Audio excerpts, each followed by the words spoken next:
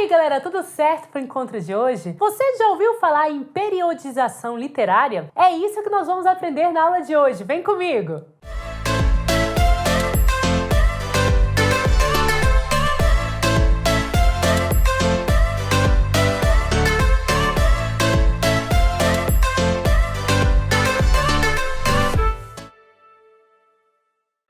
Galera, tudo certo para o encontro de hoje? Atenção, meu nome é Priscila, você é a sua professora de português e juntos nós vamos discutir algumas questões aqui interessantes sobre gramática, literatura e também noções de texto. Lembrando, galera, que nós dividimos em frentes porque é uma questão didática para facilitar o nosso estudo. A pergunta de hoje é: você já ouviu falar em periodização literária? Exatamente, galera, nossa aula de literatura. Observe que quando você começou os seus estudos de literatura, você viu que nós dividimos as escolas literárias, em certos grupos, de acordo com o espírito de uma época, de acordo também com o contexto histórico. Então, nós vamos fazer uma breve apresentação do que seria a periodização literária, fazendo sempre um comparativo, galera, com Portugal e o Brasil. E por que Portugal? Afinal de contas, foi quem nos colonizou. Então, fica como a nossa referência aqui. Poderia ser também, de uma forma geral aqui, da Europa, mas nós vamos buscar como referência Portugal. Observe, galera,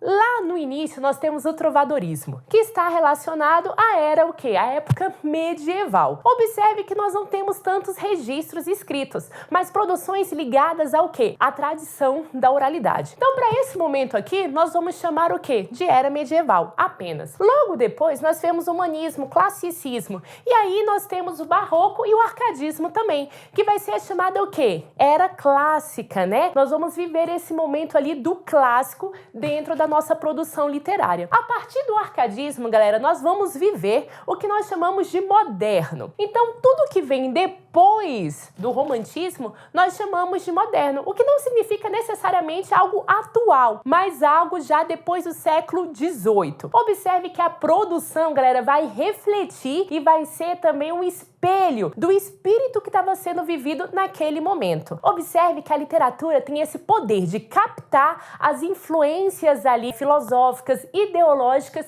de um determinado período histórico. Não é essa a missão da literatura, ela não tem esse interesse, mas ela consegue captar as correntes filosóficas, artísticas, o modo de pensar de um determinado momento histórico, certo? Então vamos imaginar aqui no Brasil. Nós vamos marcar como ponto de partida o movimento barroco. Exatamente porque antes nós não tínhamos ali, nada como referência, pelo menos de registro histórico ali, Nós temos a partir de 1500, a gente pode até pontuar a Carta de Pero Vaz de Caminha como a certidão de nascimento e a primeira produção literária feita no Brasil. Também podemos fazer esse marco histórico a partir da Carta de Pero Vaz de Caminha. Mas como movimento mesmo literário, nós vamos pontuar no barroco. E aí vem o arcadismo, que nós vamos chamar de era colonial da literatura no nosso sistema literário brasileiro. A partir, galera, do arcadismo, com esse momento de passagem para o romantismo, nós vamos falar na formação de uma produção literária nacional. E por isso que eu vou falar que a partir do romantismo, passando pelo naturalismo, parnasianismo